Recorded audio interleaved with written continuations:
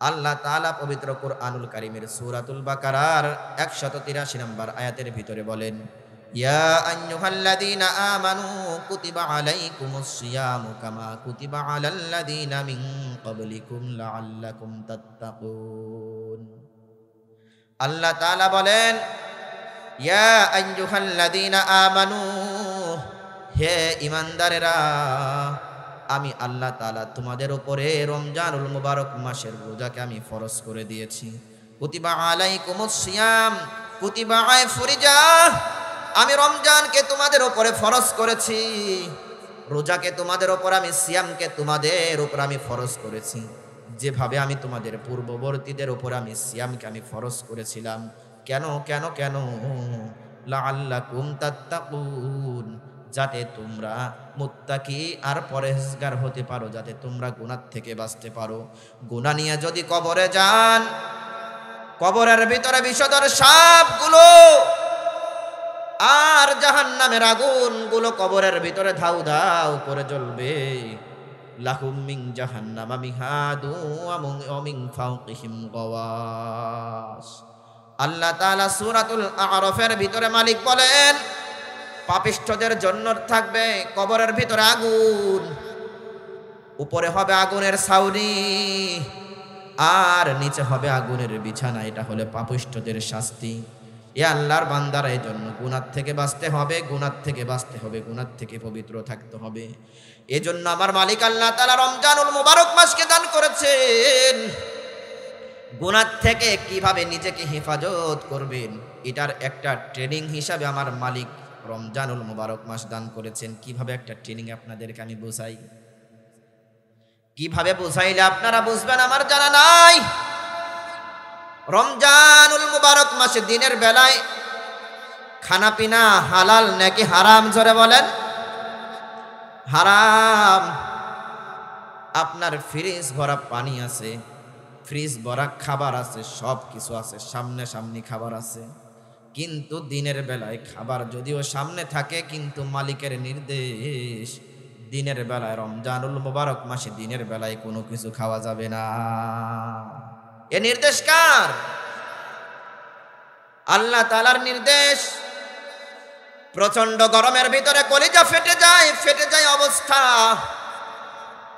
সামনে পানি আছে, শরবত আছে, ঘরের ভিতরে ফ্রিজ আছে, ফ্রিজের ভিতরে সাজানো তাকে তাকে তাকে তাকে খাবারগুলো সাজানো, পানিগুলো সাজানো, শরবত সাজানো। এরপরেও কোনো মানুষ খায় না। কেন খায় না? জোরে বলেন, কার আদেশে খায় না? খায় না এজন্যই খায় না, আমার মালিকের নির্দেশ। আমার মালিক দিনের বেলায় খাইতে নিষেধ করেছে, এই জন্য মালিকের ভয়ে খায় না। কেন কেন কেন? তখন খাইলে কি আমার মালিক কি মাথার উপরে বাড়ি দিত? ফেরেশতারা কি লাঠি নিয়ে দাঁড়ায় আছে, খাইলেই পিটানি দিবে, এমন কি হবে নাকি? এ আল্লাহর বান্দারা, রমজানুল মুবারক মাসে এখান থেকে একটা ট্রেনিং নিলেন। এখান থেকে রমজানুল মুবারক মাসে শুধু শিক্ষারা রমজান মাসের জন্য ক্ষান্ত রেখেন না, রমজানুল মুবারক মাস থেকে শিক্ষা নেন। আমার মালিকের নিষেধ যা আছে কোনো কিছুই অমান্য করা যাবে না। আমার মালিক যেটা নিষেধ করেছেন, আমার মালিকের নিষেধগুলো অক্ষরে অক্ষরে পালন করতে হবে। আমার মালিক যেটা নিষেধ করেছেন সেটা কখনো করা যাবে না। আমার মালিকের নির্দেশ, প্রতিবেশীর হক নষ্ট করা যাবে না, বোনের হক নষ্ট করা যাবে না, জমিনের ভিতরে আল কাটতে গিয়ে আল ঠেলে অন্যের জমি দখল করা যাবে না, এটা নির্দেশ আমার মালিকের নির্দেশ। অন্যের হক নষ্ট করা যাবে না। রমজান মাসে যেমন দিনের বেলায় খাওয়া আল্লাহ তাআলা নিষেধ করেছেন, মালিকের নির্দেশ আপনি মানলেন, ঠিক তেমনই ভাবে আমার মালিক সুদ খাওয়াকে নিষেধ করেছেন, আমার মালিক ঘুষ খাওয়াকে নিষেধ করেছেন, আমার মালিক পাপাচার এই কাজের ভিতরে লিপ্ত হওয়াকে আমার মালিক নিষেধ করেছেন। এই জন্য আমার মালিকের অর্ডার মেনে সে কাজের ভিতরে যাওয়া যাবে না, সে পাপের কাজগুলো করা যাবে না। খলিফাতুল মুসলিমিন হযরত ওমর ফারুক রাদিয়াল্লাহু তাআলা আনহু দ্বিপ্রহরের সময় মরুর প্রান্তর দিয়ে রওনা করেছেন।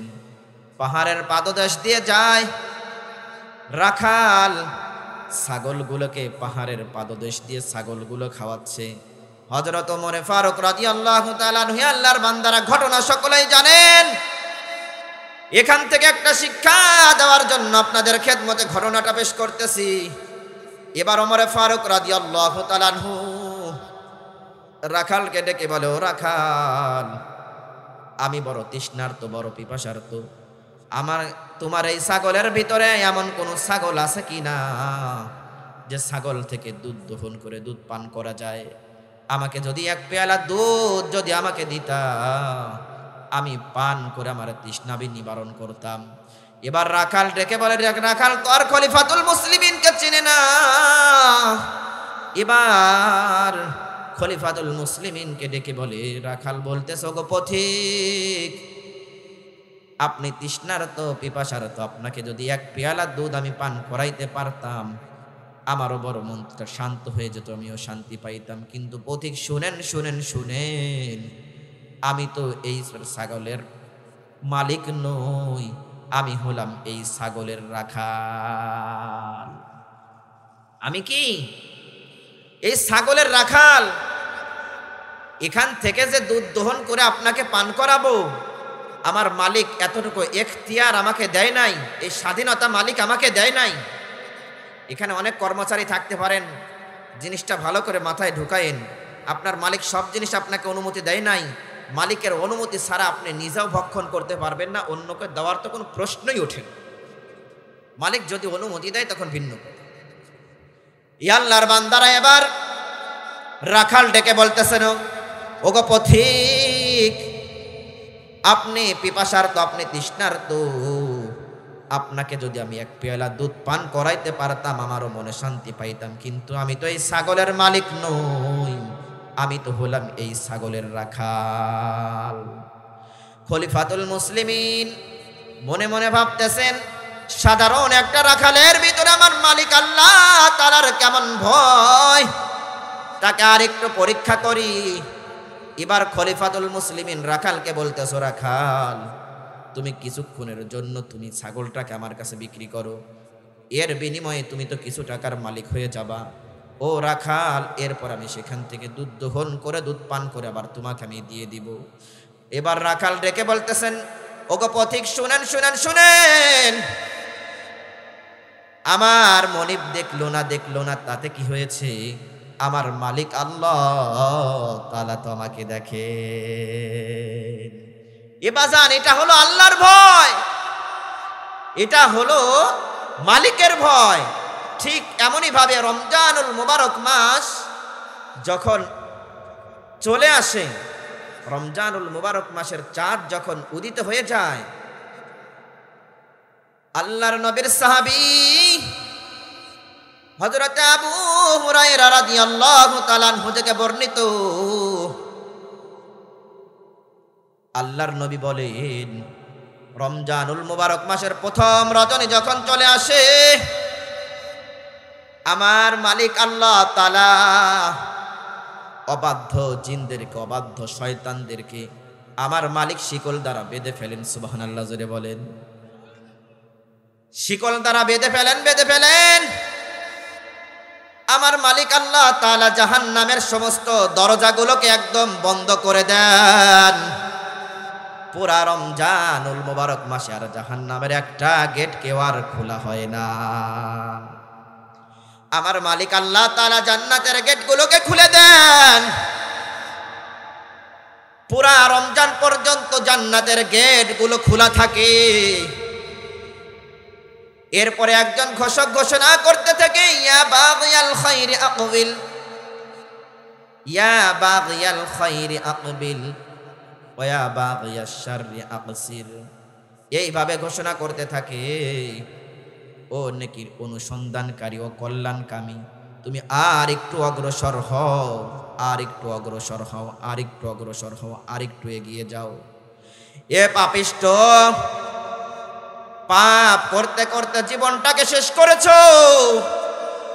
ও পাপিষ্ঠ, রমজানুল মুবারক মাস এসে গেছে, একটু ক্ষান্ত হও, একটু সংযত হও, একটু সংযত হও।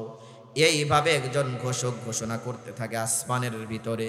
ইয়া আল্লাহর বান্দারা, সামনে পবিত্র রমজানুল মুবারক মাস, আল্লাহর নবী বলেন, মান সামা রমাদানা ঈমানান ওয়া ইহতিসাবান গুফিরা লাহু মা তাকদ্দামা মিন যামবি।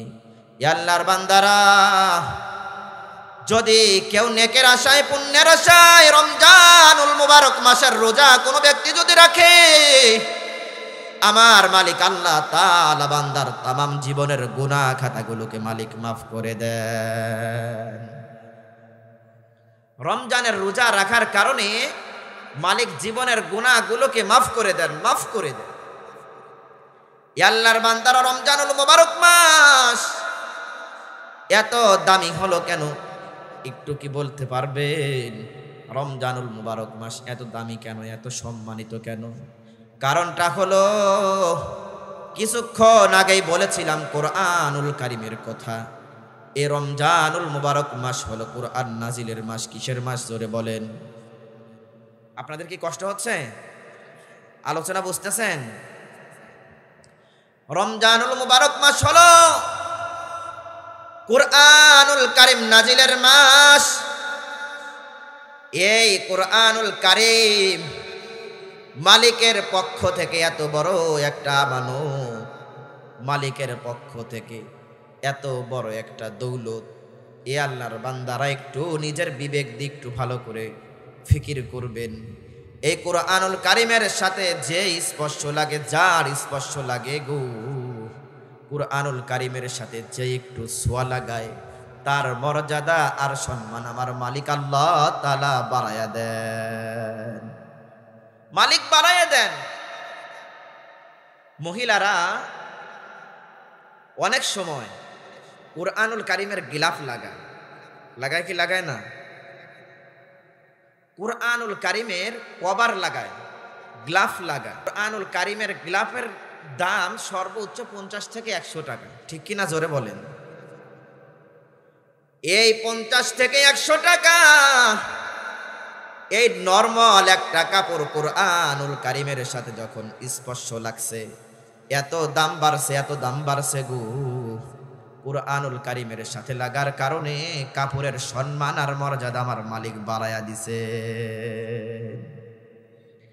এর থেকে দামি চাদর ঘরের মেঝেতে পড়ে থাকে, দামি শাল পরে থাকে, পাও দিয়ে পাড়ায় পরে থাকে যেখানে সেখানে, ওটার কোনো কদর নাই। কিন্তু 30 টাকা 100 টাকার কোরআনুল কারীমের একটা গ্লাফ যদি পরে যায়, উঠায় আবার সালাম করে, চুমা খায়, চোখে লাগায়, ঠিক কিনা জোরে বলেন? কেন? কোরআনুল কারীমের সাথে স্পর্শ লেগেছে, তাই মালিক তার দাম বাড়িয়েছে।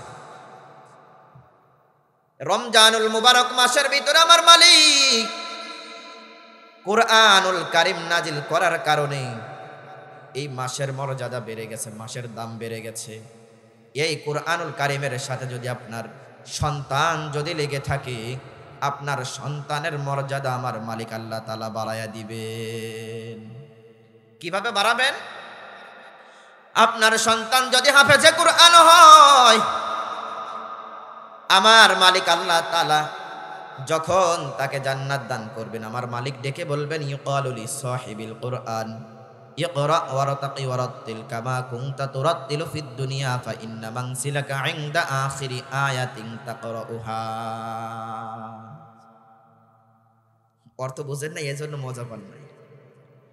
আমার মালিক আল্লাহ তাআলা হাফেজে কোরআনকে, সাহিবে কোরআনকে ডেকে বলবেন, পড়তে থাকো আর চড়তে থাকো। অর্থাৎ হাফেজে কোরআন সূরা ফাতিহার আলহামদু থেকে শুরু করে মিনাল জিন্নাতি ওয়ান নাস পর্যন্ত যখন তিলাওয়াত করে ফেলবেন, আমার মালিক আল্লাহ তাআলা 6236 তলা বিল্ডিং আমার মালিক আল্লাহ তাআলা দান করে দিবে। এ আল্লাহর বান্দারা, দুনিয়াতে বিল্ডিং বানানোর জন্য হালাল হারামের কোনো পার্থক্য করে না। সুদের টাকা, ঘুষের টাকা দিয়ে দুনিয়ার ভিতরে বড় বড় প্রাসাদ বানানোর জন্য, বড় বড় বিল্ডিং বানানোর প্রতিযোগিতার ভিতরে আজকে মানুষ লেগে গেছে, ঠিক কিনা জোরে বলেন? এই দুনিয়ার বিল্ডিং মনে করছেন, দুনিয়ার বিল্ডিং জমিন থেকে ফ্লোর থেকে ছাদ পর্যন্ত 10 ফিট অথবা 12 ফিট অথবা 15 ফিটের উপরে দুনিয়াতে হয় না, ঠিক কিনা জোরে বলেন? আর আমার মালিক আল্লাহ তাআলা যে জান্নাতের ভিতরে যে অট্টালিকা দান করবেন, এই অট্টালিকার দূরত্ব কতটুকু জানেন? ফ্লোর থেকে ছাদ কত বড় হবে, জমিন থেকে আসমান যত দূর, এত দূর পর্যন্ত এক একটা তালা হবে।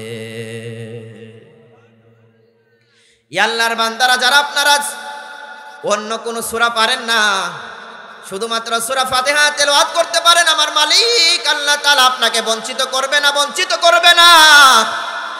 আমার মালিক আল্লাহ তাআলা আপনাকে এই রকম 7 তালা বিশিষ্ট বিল্ডিং আমার মালিক আপনাকে দান করে দিবে। এরকম ভাবে যদি সূরা কাউসার পারেন 7 3 10, এভাবে যত আয়াত আপনি মুখস্থ করতে পারবেন, আমার মালিক আল্লাহ তাআলা আপনাকে ঠিক তেমন ভাবে বিল্ডিং এর তালাগুলো আল্লাহ তাআলা আপনাকে দান করে দিবেন। এবার যান, রিমোট কন্ট্রোল আপনার হাতে। যুবক ভাইয়েরা, রিমোট কন্ট্রোল আপনাদের হাতে। জান্নাতের কে কত তালা নিবেন দেখেন না? দুনিয়াতে যার যত টাকা, তার বিল্ডিং এর তালা একটু বেশি, ঠিক কিনা জোরে বলেন? ঠিক তেমন ভাবে কুরআনুল কারীম যে যত মুখস্থ করতে পারবেন, যে যত আয়াত মুখস্থ করতে পারবেন, সে তত তালা বিশিষ্ট বিল্ডিং মালিকের পক্ষ থেকে পেয়ে যাবে। কি আজকের ওয়াজ থেকে মোটামুটি একটু পাইলেন না? আল্লাহর বান্দারা, এজন্য কুরআনুল কারীমের সাথে সম্পর্ক রাখতে হবে। কুরআনুল কারীমের সাথে যদি লেগে থাকতে পারেন, কুরআনুল কারীম তেলাওয়াত করলে, কুরআনুল কারীম মুখস্থ করলে তো জান্নাত থেকে তো এই পুরস্কারগুলো মালিকের পক্ষ থেকে পেয়ে গেলাম। তাহলে দুনিয়াতে লাভটা কি? দুনিয়াতে লাভটা কি? এবার রাসূলের হাদিস থেকে আপনাদের খেদমতে পেশ করতেছি। মুসলিম শরীফ হাদিস নাম্বার 1744, হযরত উসাইর ইবনে হুসাইর রাদিয়াল্লাহু তাআলা আনহু রাতের বেলায় কুরআনুল কারীমের তেলাওয়াত করে, পাশে ঘোড়াটা বাঁধা। উসাইদ রাদিয়াল্লাহু তাআলা আনহু লক্ষ্য করে দেখেন, যখন কুরআনুল কারীমের তেলাওয়াত শুরু হয়, ঘোড়াটা লাফালাফি করতে থাকে। কুরআনুল কারীমের তেলাওয়াত বন্ধ করে দেন, ঘোড়াটাও থেমে যায়। উসাইদ আবার কুরআনুল কারীমের তেলাওয়াত করে, আবার ঘোড়া লাফালাফি শুরু করে। তিনি তাকায়া দেখলেন, পাশেই ঘোড়ার পাশেই তার সন্তান ইয়াহইয়া ঘুমিয়ে আছে।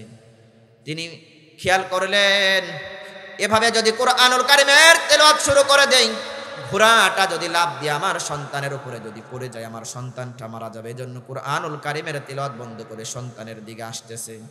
উসাইদ ইবনে হুযাইর রাদিয়াল্লাহু তাআলা আনহু যখন কুরআনুল কারীমের তেলাওয়াত বন্ধ করে যখন সন্তানের দিকে আসে,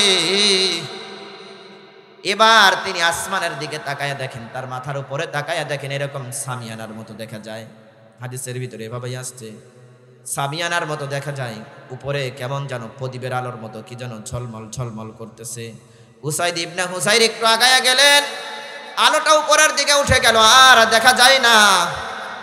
পরের দিন ফজরের সময় আল্লাহর নবীকে বললেন, ওগো নবী, রাতের বেলায় এই ঘটনা আমার ঘরের ভিতরে ঘটেছে।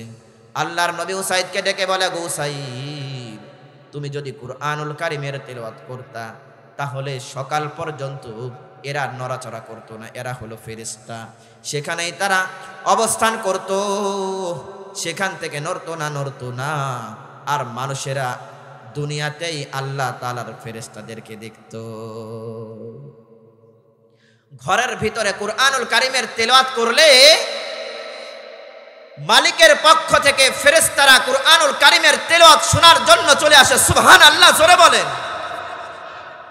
সেই ঘরের ভিতরে আমার মালিক রহমত আর বরকত দিয়ে সেই ঘরটাকে, সেই বাড়িটাকে পরিপূর্ণ করে দেন। সুবহানাল্লাহ। এজন্য পর্দার আড়ালের মা বোনেরা যারা আজকের আলোচনা যারা শুনতেছেন, আগের সেই দৃশ্যটা আর দেখা যায় না, গ্রাম বাংলায় আর দেখা যায় না। আগে এক সময় দেখা যাইতো এলাকার মহিলারা অবসর সময়ে কুরআনুল কারীমের তিলাওয়াতের নিয়ে ব্যস্ত থাকত, ঠিক কিনা জোরে বলেন? এখন সেটাকে নষ্ট করেছি আমরা নিজেরা। কারা নষ্ট করেছি? আমরা ঘরের ভিতরে ওয়াইফাই ঢুকাইয়া দিছি, ঘরের ভিতরে ডিশের লাইন ঢুকাইয়া দিছি, বাস রিমোটটা তাদের হাতে, তাদের দখলে। আজকে রিমোটের দখলদারি মা বোনেরা। পুরুষদের সেই কর্তৃত্ব পুরুষেরা হারিয়ে ফেলেছে, ঠিক কিনা জোরে বলেন? আল্লাহর বান্দারা কান খুলে আল্লাহর নবীর কথাটাকে আপনারা শুনেন। আল্লাহর নবী বলেন, আলা কুল্লুকুম রাঈন ওয়া কুল্লুকুম মাসউলুন আন রাইয়াতিহি।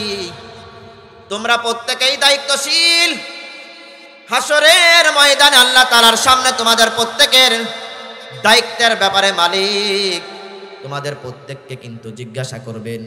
এ আল্লাহর বান্দারা, এই দায়িত্বের ব্যাপারে মালিকের সামনে কিন্তু আপনাকে আমাকে দাঁড়াইতে হবে। বলতেছিলাম রমজানুল মুবারক মাসের কথা।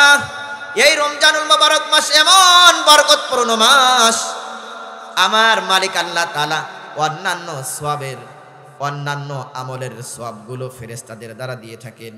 ফেরেশতাদেরকে আমার মালিক বলেন, আমার বান্দাদের আমল নামায় 10 দাও, এভাবে শুরু করে 700 পর্যন্ত নেকি দাও, ইল্লা সাওম, রোজা ব্যতীত। কারণ আমার মালিক বলেন, আস-সাওমু লি ওয়া আনা আজসি বিহি। সুবহানাল্লাহ, জোরে বলেন। আমার মালিক আল্লাহ তাআলা বলেন, ও ফেরেশতারা, ও ফেরেশতারা, আমার বান্দা যে আমলগুলো করেছে, আমার বান্দার আমলগুলোকে তোমরা 10 থেকে শুরু করে 700 পর্যন্ত এইভাবে নেকি দিতে থাকো। কিন্তু রমজানুল মুবারক মাসের রোজার নেকিটা আমি মালিক নিজের হাতে দিব। আস-সাওমু লি ওয়া আনা আজসি বিহি, রোজার প্রতিদান আমি দিব।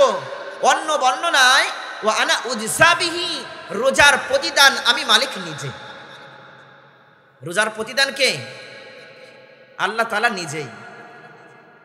ইয়া আল্লাহর বান্দারা, এজন্য আপনাদেরকে আরেকটা সতর্কবাণী আপনাদেরকে দিয়ে যায়। রমজানুল মুবারক মাস আসতেছে। রমজানুল মুবারক মাসে কিন্তু অনেকে গাদ্দারি করে, বাহাদুরি করে রমজানুল মুবারক মাসের রোজাটাকে নষ্ট করে। এরকম আছে না নাই? আমার ইচ্ছা আমি রোজা রাখতে পারি, নাও পারি, এরকম গাউজুয়ারি কিছু মানুষ আছে না নাই? রমজানুল মুবারক মাস যখন চলে আসে, এলাকার মহিলারা পর্দা না করলেও এলাকার বাজারের ভিতরে, হোটেলগুলোতে, চায়ের স্টলগুলোতে কিন্তু পর্দা অটোমেটিকলি পড়ে যায় কি যায় না, জোরে বলেন? মানে বোঝায় পর্দার ভিতরে খাওয়া যায়, যার বাহিরে খাওয়া যায় নাই। ব্যাপারটা এমন নাকি? ইয়া আল্লাহর বান্দারা, সহিহ ইবনে হিব্বান থেকে আপনাদেরকে সতর্কবাণী আজকের মাহফিল থেকে আপনাদেরকে দিয়ে যায়। আল্লাহর নবী বলেন, আমি ঘুমন্ত রাতের বেলায় আমি ঘুমিয়ে আছি, স্বপ্নের ভিতরে আমি দেখলাম 2জন মানুষ এসে আমার 2টা বাহু ধরে, আমাকে 2টা বাহু ধরে নিয়ে যাচ্ছে। আল্লাহর নবী বলেন, চলতে চলতে একটা পাহাড়ের কাছে, নির্জন একটা পাহাড়ের কাছে 2জন লোক যখন আমাকে নিয়ে গেল, উঁচা পাহাড়, 2জন মানুষ আমাকে বলেন, পাহাড়ের উপরে ওঠেন, পাহাড়ের উপরে ওঠেন। আল্লাহর নবী বলেন, এত উঁচা পাহাড়। আমি বললাম, আমি পারবো না। ইয়া আল্লাহর বান্দারা, 2জন মানুষ এবার বলতেছে, আমরা আপনাকে সাপোর্ট দেব, আপনি পাহাড়ের উপরে ওঠেন। আল্লাহর নবী এবার পাহাড়ের উপরে যখন উঠে গেলেন, পাহাড়ের উপরে ওঠার পর সমতলে যখন সমান জায়গায় যখন চলে গেলেন, আল্লাহর নবীর কানের ভিতরে বিকট আওয়াজগুলো আসতেছিল, বিকট শব্দ আল্লাহর নবী শুনতেছিলেন। আল্লাহর নবী এবার এই 2জন সাথীকে বললেন, এই আওয়াজটা কোথা থেকে আসতেছে? এবার 2জন সাথী আল্লাহর নবীকে বললেন, এগুলো হলো জাহান্নামীদের আওয়াজ। কাদের আওয়াজ? আল্লাহর নবী আরেকটু অগ্রসর হওয়ার পর আল্লাহর নবী নিজের 2 চোখে যা দেখলেন, আল্লাহর নবী দেখেন কিছু মানুষের পায়ের ভিতরে শিকল লাগায়া পাওটাকে উপরের দিকে রেখে মাথাটাকে নিচের দিকে দেওয়া হয়েছে, মুখের ভিতরে করাত দিয়ে মুখটাকে ফাড়তেছে, মুখ থেকে অনর্গল রক্তগুলো ফিনকি দিয়ে পড়তেছে, রক্তগুলো টপকায় ঝরে ঝরে পড়তেছে। আল্লাহর নবী জিজ্ঞাসা করলেন, কি কারণে তাদের এমন শাস্তি দেওয়া হচ্ছে? এবার দুজন সাথী বলতেছেন, রমজানুল মুবারক মাসে রোজা না রাখার কারণে ইফতারের আগেই তারা ইফতার করেছে, ইফতারের আগেই তারা ইফতার করেছে, অর্থাৎ রোজা তারা রাখে নাই, এই কারণে তাদেরকে যা এই শাস্তি দেওয়া হচ্ছে। কি দেওয়া হচ্ছে? শাস্তি দেওয়া হচ্ছে।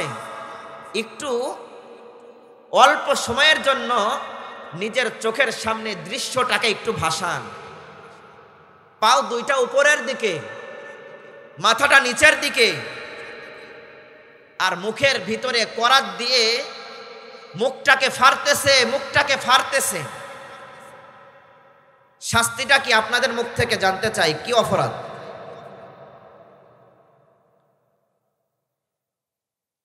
এজন্য আজকের মাহফিল থেকে এইটুকু নিয়ে যান যে এইভাবে রমজানুল মুবারক মাসে বেলাজার মতো, বেশরমের মতো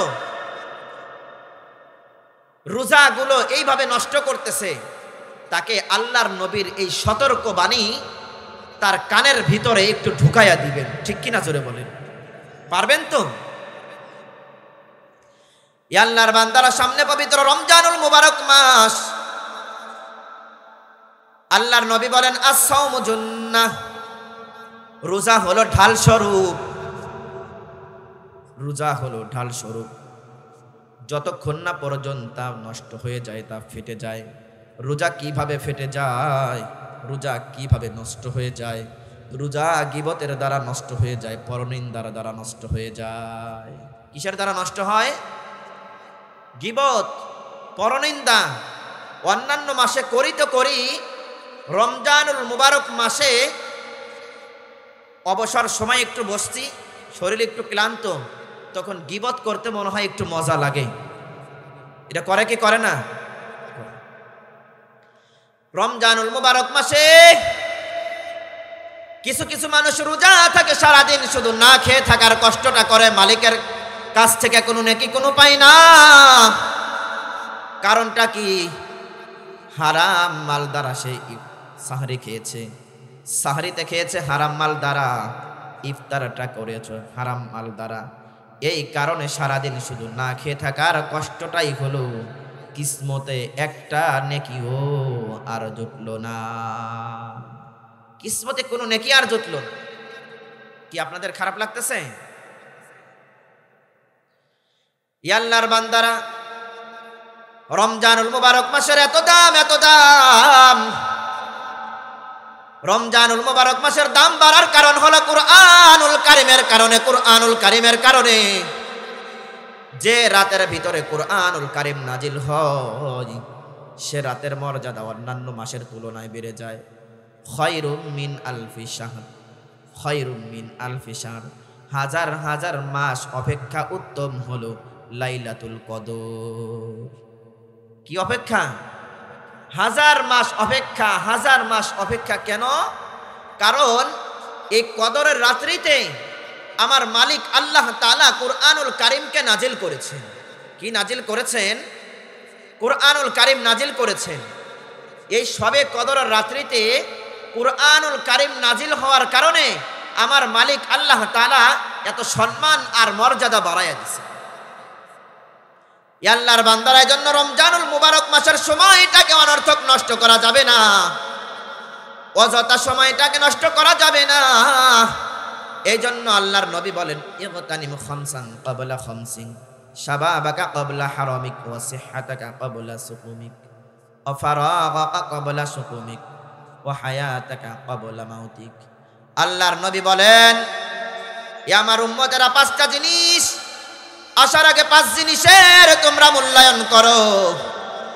এক নাম্বার, খামসান ক্বাবলা খামসিন শাবাবাকা ক্বাবলা হারামিক। এক নাম্বার হলো বার্ধক্য আসার আগে যৌবন কালকে তোমরা প্রাধান্য দাও। কি আসার আগে? যারা মুরব্বী হয়ে গেছেন, বৃদ্ধ হয়ে গেছেন, বাজান রাগ কইরেন না, আপনাদের নামাজ আর যুবক মানুষের নামাজ আকাশ পাতাল ব্যবধান, ঠিক কিনা জোরে বলেন? দুনিয়ার দিকে একটু তাকান, বোঝানোর জন্য বলি। সরকারি চাকরির একটা বয়স আছে, আপনার সার্টিফিকেট সবকিছু ঠিক আছে, কিন্তু আপনার বয়স হয়ে গেছে 35 থেকে 70, 65 বা 70 হয়ে গেছে। বলেন তো, 1 নাম্বারের সার্টিফিকেট হওয়ার পরেও কি আপনাকে সরকারি চাকরি দিবে? দিবে? আপনার বয়সের দিকে বয়সের স্কেলে আপনি বাতিল, আপনার সব কিছু ওকে, কিন্তু আপনার বয়স 65 অথবা 70, সরকার আর আপনাকে নিচ্ছে না। কারণ কি? আপনি বাতিল মাল। কি মাল? সরকারের কাছে আপনার কোনো মূল্যায়ন নাই। সরকার যারা যুবকদের মূল্যায়ন সরকারের কাছে আছে, বৃদ্ধদের কোনো মূল্যায়ন নাই, এজন্য আপনাকে নিচ্ছে না। আল্লাহর বান্দারা ঠিক তেমন ভাবে যুবকের ইবাদত আর বৃদ্ধের ইবাদত আমার মালিকের কাছে ঠিক তেমন। সরকারের কাছে যদি যুবক যদি যৌবন কালটা যদি সরকারের কাজের ভিতরে যদি ব্যয় করে, এই সরকার বার্ধক্যের সময় তাকে ফালাইয়া দেয় না, তাকে তো পেনশন দেয়, পেনশন দেয়ের পরে প্রতি মাসে মাসে তাকে একটা ভাতা দেয়, কি দেয় না জোরে বলে? কেন দেয়? কারণ যৌবন কালটা সরকারের রাষ্ট্রের কাজে সে নিয়োজিত ছিল, সরকারের দেশ রক্ষার জন্য সে কাজটা তার যৌবন কালটা সে ব্যয় করেছে, এই জন্য সরকার তাকে মূল্যায়ন করেছে। আমার মালিক আল্লাহ তাআলার কাছে যদি যৌবন কালের ইবাদত যদি আপনি দিতে পারেন, মালিকের কাছে যদি আপনি 5 ওয়াক্ত নামাজ প্রতিদিন 5 ওয়াক্ত নামাজ যদি তাকবীরুল সহিত যদি আপনি মসজিদের ভিতরে আদায় করতে পারেন গো, আমার মালিক আল্লাহ তাআলা আপনাকেও বৃদ্ধকালে যখন আপনি অসুস্থ হয়ে যাবেন, মসজিদে আসতে পারেন না, বার্ধক্যের কারণে বৃদ্ধ হয়ে গেছেন, শক্তি নাই, শরীর দুর্বল হয়ে গেছে, অসুস্থ হয়ে গেছেন, ঘরের ভিতরে নামাজ আদায় করতেছেন, আমার মালিক ফেরেশতাদের সাথে কথোপকথন করে। ফেরেশতারা বলে, মালিক আপনার বান্দার আমল নামায় কি লিখবো? মালিক ডেকে বলে, ও ফেরেশতারা লিখে রাখো, আমার বান্দা আজকের 5 ওয়াক্ত নামাজ মসজিদে গিয়ে তাকবীরুল সহিত আদায় করেছে। ফেরেশতারা বলে, মালিক এটা আবার কেমন কথা? আয় রব্বে কারীম, আপনার বান্দা তো ঘরের ভিতরে নামাজটা আদায় করলো, এরপরেও কেন তার আমল নামার ভিতরে তাকবীরুল নামাজ কেন লিখে দিব? আমার মালিক আল্লাহ তাআলা ফেরেশতাদেরকে ডেকে বলেন, ও ফেরেশতারা, আমার বান্দাকে আমি এত নেকি কেন দিব না? আমার বান্দা যখন যুবক ছিল 5 ওয়াক্ত নামাজের 1 ওয়াক্ত নামাজও সে মসজিদ ছাড়া পড়তো না, তাকবীরুল সহিত সে নামাজ আদায় করত।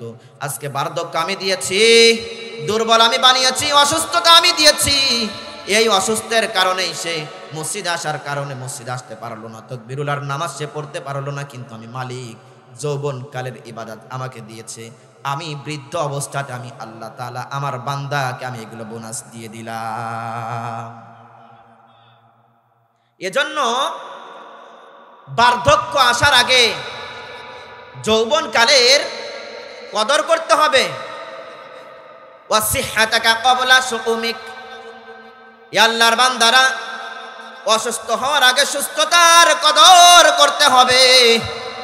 অনেক মানুষ রমজান মাস আসলে অনর্থক অজুহাত দেখায়, অনেক মানুষ বলে আমার পেটে গ্যাস, এটা ওটা বিভিন্ন অজুহাত দেখায়, রমজানুল মুবারক মাসের রোজাগুলোকে ছেড়ে দেয়।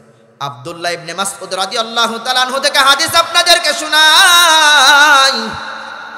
আল্লাহর নবীর সাহাবী হযরতে আব্দুল্লাহ ইবনে মাসউদ রাদিয়াল্লাহু তাআলা আনহু বলেন, কোন বান্দা যদি বিনা ওজরে রমজানুল মুবারক মাসের একটা রোজা যদি ছেড়ে দেয়, সারা জীবন ভর যদি সে রোজা রাখে, এরপরেও একটা রোজা বিনা ওজরে ছেড়ে দেওয়ার কারণে এই রোজার হক সে আদায় করতে পারবে না। তাহলে ইনশাআল্লাহ আমরা এবার পবিত্র রমজানুল মুবারক মাসের পরিপূর্ণ রোজাগুলো আমরা আদায় করব বলি ইনশাআল্লাহ। এজন্য সুস্থতার বড় দাম, অসুস্থ হওয়ার আগে সুস্থতার বড় দাম। হাকিমুল উম্মত মুজাদ্দিদে মিল্লাত শাহ আশরাফ আলী থানভী রাহমাতুল্লাহ আলাইহি তিনার কিতাবের ভিতরে লেখেন, একজন মানুষকে দেখে চেয়ারের ভিতরে বসে বসে জমতেছে, পড়ে যায়, আবার ঘুমায়। আশরাফ আলী থানভী রহমতুল্লাহ আলাইহি লোকটাকে বললেন, এই ভাই, ইচ্ছা করলে তো আপনি শুয়ে শুয়ে আপনি ঘুমাইতে পারেন, কেন আপনি বসে বসে আপনি ঘুমাচ্ছেন? আল্লাহর বান্দা দুটা চোখের পানি ছেড়ে দিয়ে কান্না করে বলে, ওগো থানভী, তাহলে শুনেন, দীর্ঘ 18 বছর যাবত আমি এইভাবে আমি চেয়ারে বসে বসে আমি ঘুমাই, আমি জমিনের উপরে শুয়ে টান টান হয়ে আমি কখনো আমি শান্তিতে ঘুমাইতে পারি না। কেন কেন কেন? বলে, আমার গলার ভিতরে একটা ব্লাডার আছে। আপনারা যুবকরা বিশেষ করে ফুটবল খেলে আপনারা না খেললেও দেখেছেন, এই ব্লাডার থাকার কারণে ফুটবলের ভিতরে হাওয়া যায় কিন্তু হাওয়াটা বের হয় না, ঠিক কিনা জোরে বলেন? আল্লাহ তাআলা ঠিক তেমন ভাবে আমাদের প্রত্যেকের একটা ব্লাডার আল্লাহ তাআলা সেট করে দিয়েছেন, একটা রাবার তৈরি করে দিয়েছেন।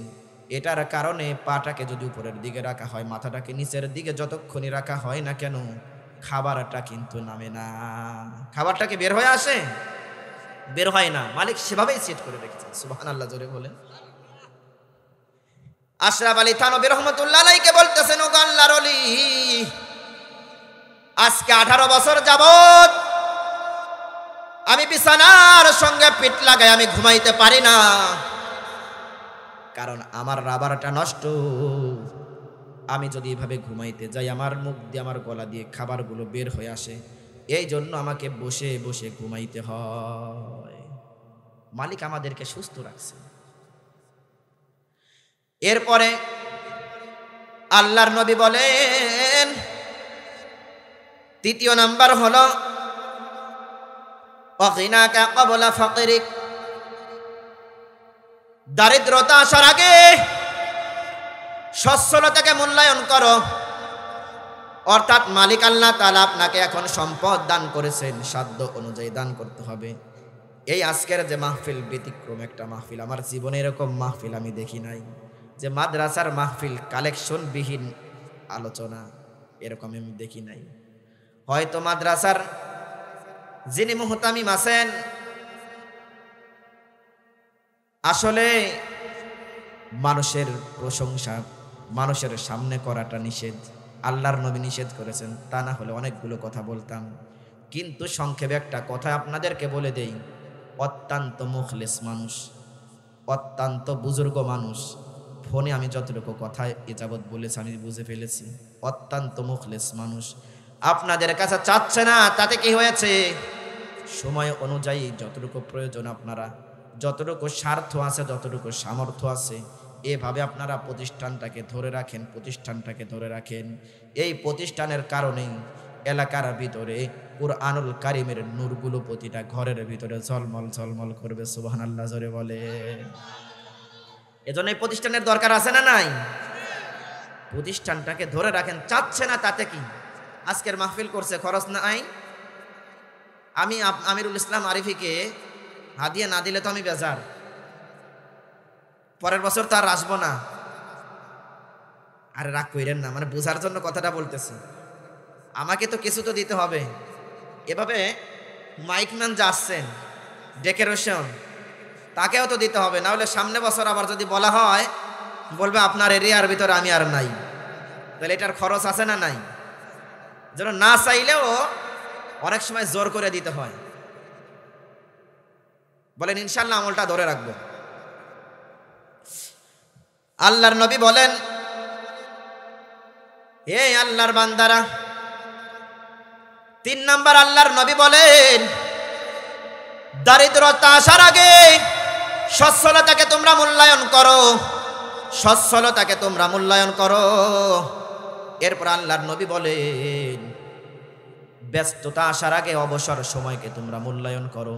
4র্থ নাম্বার, আমার আলোচনা আমি শেষের দিকে নিয়ে যাচ্ছি। এরপরে আল্লাহর নবী বলেন, ও হায়াতাকা ক্বাবলা মাউতিক, মৃত্যু আসার আগে হায়াতটাকে তোমরা মূল্যায়ন করো। মৃত্যু আসার আগে, মৃত্যু যদি এসে যায় আর কিছু কিন্তু করার নাই, আমল যা করছেন এটার উপরে আপনাকে ফয়সালা করা হবে। এই জন্য আমল নিয়ে সর্বদা প্রস্তুত থাকতে হবে, সর্বদা প্রস্তুত থাকতে হবে। এ আল্লাহর বান্দারা, সাহাবী পর্যন্ত যেতে হবে না, তাবেঈ পর্যন্ত যেতে হবে না। আজ থেকে 200-300 বছর আগের দিকে তাকান, এক একটা মানুষের আমলগুলো দেখলে শুধু শুনতেই মনে চায় আর শুনতেই মনে চায়। তাদের দিকে তাকাইলে নিজেদেরকে একদম তুচ্ছ মনে হয়, নিজেদেরকে একদম ব্যর্থ মনে হয়। কেন কেন কেন? কুতুবউদ্দিন কাকি রহমতুল্লাহ আলাইহি তার আমলের দিকে তাকাইয়া দেখেন, আজও দিল্লির ভিতরে কুতুব মিনার দাঁড়ায় আছে। কুতুবউদ্দিন কাকি রহমতুল্লাহ আলাইহি ইন্তেকালের আগে বলে গেলেন, এ খাদেম শুনে নাও, শুনে নাও, আমার ইন্তেকালের পর এমন একজন মানুষ আমার জানাজার নামাজ পড়াবে, যার ভিতরে 4টা গুণ পাওয়া যাবে। এই 4 গুণওয়ালা মানুষ যদি পাও গো, তাহলে আমি কুতুবউদ্দিনের জানাজা দিয়ে দিবা। 4 গুণওয়ালা মানুষ যদি না পাও, আমি কুতুবউদ্দিনকে বিনা জানাজায় দাফন করে দিবা, কবর দিয়ে দিবা। কত বড় ওলি কুতুবউদ্দিন কাকি রহমতুল্লাহ আলাইহি কিছুদিনের ভিতরে ইন্তেকাল করলেন, দুনিয়া থেকে চলে গেলেন। কুতুবউদ্দিন কাকি রহমতুল্লাহ আলাইহির লাশটাকে গোসল করানো হলো, কাফন পরানো হলো, খাটিয়ার উপরে উপস্থিত করা হলো। খাটিয়াটাকে নিয়ে জানাজা যেখানে দেওয়া হবে, জানাজার জন্য নিয়ে যাওয়া হয়েছে। এবার পিছন থেকে গোলাম ডেকে ডেকে বলতেছেন, শুনেন শুনেন শুনেন, কুতুবউদ্দিন কাকি রহমতুল্লাহ আলাইহি ইন্তেকালের আগে বলে গিয়েছেন 4 গুণওয়ালা মানুষ যদি না পাওয়া যায়, কুতুবউদ্দিনের জানাজা দেওয়া যাবে না। কুতুবউদ্দিন কাকি রহমতুল্লাহ আলাইহির জানাজা যে পড়াবে, তার ভিতরে পরিপূর্ণ 4টা গুণ থাকতে হবে। 4 গুণের ভিতরে 1 নম্বরের গুণ, জিন্দেগিতে কোনোদিন তাহাজ্জুদের নামাজ ছুটে নাই। কি ছুটে নাই? অনেক মানুষ এখানে আছেন তাহাজ্জুদ পড়েন আলহামদুলিল্লাহ, আবার তাহাজ্জুদের নামাজ আদায় করে। আর একটা শ্রেণী হলো হাফেজে কোরআন, হামেলে কোরআন, কোরআনের ধারক বাহক, আলেমগণ, হাফেজগণ। এই 2টা শ্রেণী হলো আল্লাহ তাআলার কাছে সব থেকে দামি। এবার কুতুবউদ্দিন কাকি রহমতুল্লাহ আলাইহির প্রথম শর্ত হলো তাহাজ্জুদের নামাজ জীবনে ছোটে নাই, জীবনে ছোটে নাই। দ্বিতীয় নাম্বার শর্ত হলো আসরের আগের যে সুন্নত আছে, সুন্নতে গায়রে মুআক্কাদা, এটাও জীবনে ছোটে নাই। 3 নাম্বার শর্ত, জীবনে বেগানা নারীকে দেখেছে কিন্তু অন্তরের ভিতরে গুনাহের কোনো ভাব তৈরি হয় নাই। 4র্থ নাম্বার শর্ত হলো জীবনে কোনোদিন তাকবীরুল্লাহ ছোটে নাই। কি ছোটে নাই? শর্তগুলো কি সহজ নাকি কঠিন? খুবই কঠিন। আমাদের আলেমেরা অনেক সময় আমাদেরও ছুটে যায়, তাকবীরুল্লাহ ছুটে যায়, তাহাজ্জুদ ছুটে যায়, আসরের আগের সুন্নতও ছুটে যায়। অনেকে জানেনই যে না, যে আসরের পূর্বে যে 4 রাকাত সুন্নত আছে। যখনই কেউ পড়ানোর জন্য সামনের দিকে যায়, পিছন থেকে গোলাম টেনে ধরে বলেন, এই 4 গুণ না থাকলে জানাজা পড়াইতে পারবেন না। পিছন থেকে কে যেন লোকদেরকে ডেকে বলতেছেন, আমাকে একটু জায়গা করে দাও, জায়গা করে দাও। বুঝেছি বুঝেছি, কুতুবউদ্দিন দুনিয়ার থেকে চলে গেল, কিন্তু আমার আমলটাকে আজকে প্রকাশ করে দিয়ে গেল। কাছে যাওয়ার পর বলতেছেন, ওগো ওলি, জীবন ভর এত বেশি আমল করেছেন, নিজের আমলগুলোকে নেকি দ্বারা পরিপূর্ণ করেছেন, কিন্তু আপনার কাছে আমার প্রশ্ন হলো, কেন আপনি আমার এই নগণ্য বান্দার আমলগুলোকে দুনিয়াতে আপনি প্রকাশ করে দিয়ে গেলেন? যে জানাজার নামাজ পড়াইতে গেছেন, বলেন তো তার ভিতরে 4 গুণ আছে না নাই? কে সে মহান ব্যক্তিত্ব, কে সে মহান ব্যক্তি? ইতিহাসের ভিতরে পাওয়া যায় শামসুদ্দিন আলতমাস রহমতুল্লাহ আলাইহি এত বড় বাদশাহ হওয়ার পরেও 4 গুণ ধারণ করে দুনিয়ার ভিতরে এত প্রভাবশালীর সাথে সে রাজত্ব করেছে। শুধু দুনিয়ার মানুষকে খুশি করেন নাই, ব্যাপারটা এমন না। দুনিয়াতে রাজত্ব করেছেন, রাজত্ব করেছেন, জান্নাতের বাদশাহী নেওয়ার জন্য আমার মালিককে খুশি করেছে। 4 গুণ অর্জন করে ফেলেছেন। এই ছোট্ট আমল দিয়ে আজকের আলোচনা শেষ। সামনে পবিত্র রমজানুল মুবারক মাস আসতেছে।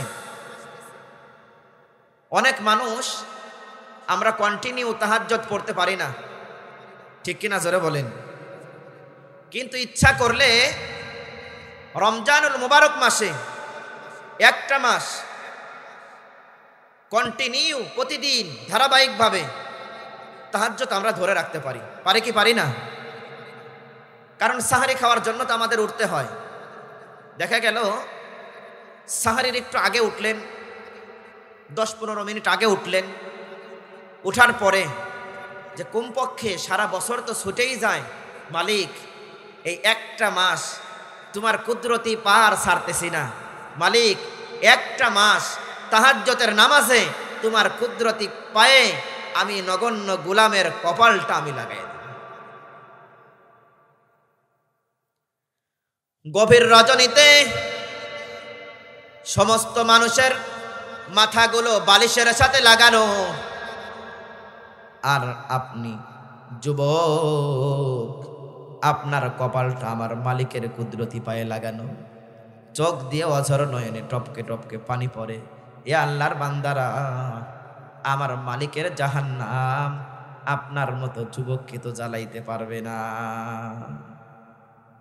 এজন্য তাহাজ্জুদের আমলগুলো ধরে রাখেন। অনেকগুলো কথাই আপনাদের সামনে ভাঙ্গা ভাঙ্গা কথাগুলো বললাম। বিশেষ করে আপনাদের কাছে আবদার রেখে যাই, আজকে নুরানি মাদ্রাসাগুলো, এটার পিছনে এক শ্রেণীর শকুন, তারা আজকে তাদের অগ্নি চক্ষুগুলো নুরানি মাদ্রাসার দিকে তাক করতেছে। যে আজকে নুরানি মাদ্রাসাগুলো আমাদের স্কুলের ছাত্রগুলোকে কানা করে দিছে, আমাদের স্কুলগুলো আজকে শূন্য করে দিছে। আরে মিয়া, স্কুল শূন্য কেন হবে না? আজকের যে সিলেবাসগুলো শরীফা থেকে শুরু করে মুসলমানের ট্যাক্সের টাকায় বই তৈরি করো, সে বইয়ের ভিতরে আজ পর্যন্ত কোনোদিন হিন্দু ধর্মের বইয়ের ভিতরে মুসলমানদের কুরআনুল কারীমের ছবি, মসজিদের ছবি, মসজিদের মিনারের ছবি আজও পর্যন্ত আসলো না। তুমি কার টাকা খাইছো? মুসলমানের ইসলাম শিক্ষা বইয়ের ভিতরে বারবার কেন মূর্তির ছবিগুলো, এগুলো বারবার কেন আসে? এগুলো জাতি জানতে চায়। জাতি আজকে বোকা না, জাতি আজকে বোকা না, জাতি সব জানে, সব জানে, সব বুঝে, ঠিক কিনা জোরে বলে। এর জন্য জাতি আজকে সচেতন। আপনারা সচেতন অভিভাবক। এ বাজান, সর্বশেষে একটা কথা আপনাদেরকে বলে যাই। আজকে দারুল উলুম মহিউস সুন্নাহ বনগ্রাম আতাইকুলা পাবনার এই মাহফিল থেকে আপনাদেরকে একটা কথা বলে যাই। আমি আমিরুল ইসলাম আরিফি, সন্তানদেরকে আলেম বানান, না হলে কমপক্ষে সন্তানদেরকে ঈমানদার আর মুসলমান বানান। এই যে এসএসসি পরীক্ষাগুলো চলতেছে, এসএসসি পরীক্ষা চলে না, কিছুদিন পরে দেখবেন সন্তানেরা ভালো রেজাল্ট করবে, গোল্ডেন প্লাস পাবে, এ প্লাস পাবে।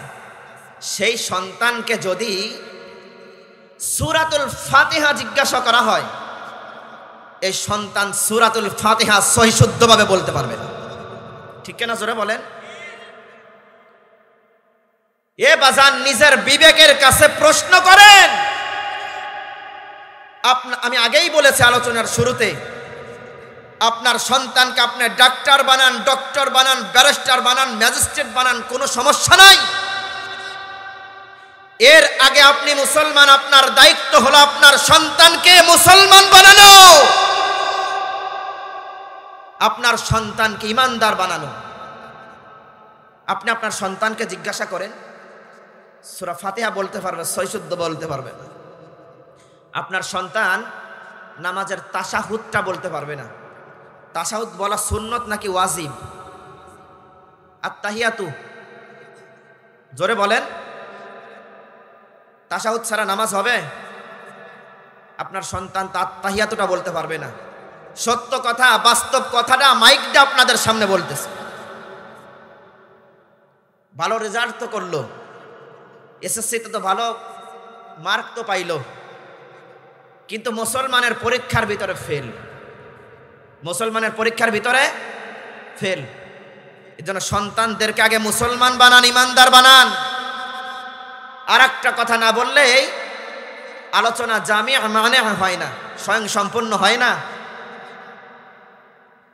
ভিজা চোখের জানাজা আর শুকনা চোখের জানাজা এক দরে বিক্রি হয় না, এক সমান না, এক সমান না। বাজারে ভিজা ধান আর শুকনা ধান এক দামে এক দরে বিক্রি হয় না, ঠিক কিনা জোরে বলেন। আপনার সন্তান কিছুদিন পরে মৃত্যুবরণ তো সকলকেই করতে হবে, ঠিক কিনা জোরে বলেন।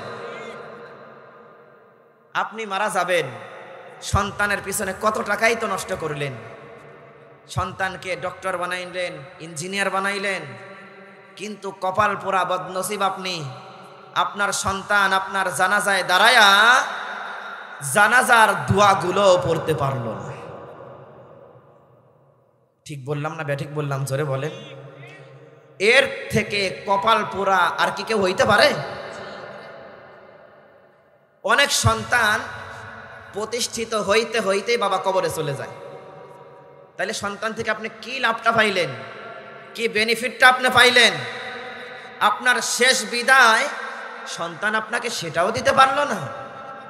এই জন্য বাজান, সন্তানকে আলেম বানানো সবার জন্য ফরজ না, তবে মুসলমান হওয়া সবার জন্য ফরজ। মুসলমান হওয়া সবার জন্য ফরজ। এই জন্যই নুরানি মাদ্রাসাগুলোকে জিন্দা রাখেন, নুরানি মাদ্রাসাগুলোকে ঠিক রাখেন। নুরানি মাদ্রাসা ঠিক থাকবে তো সন্তানরা এখান থেকে সই শুদ্ধ কোরআনগুলো পাবে, সন্তানরা এখান থেকে সই শুদ্ধ নামাজটা শিখতে পারবে, সন্তানরা এখান থেকে সই শুদ্ধ জানাজা শিখতে পারবে, ঠিক কিনা জোরে বলে।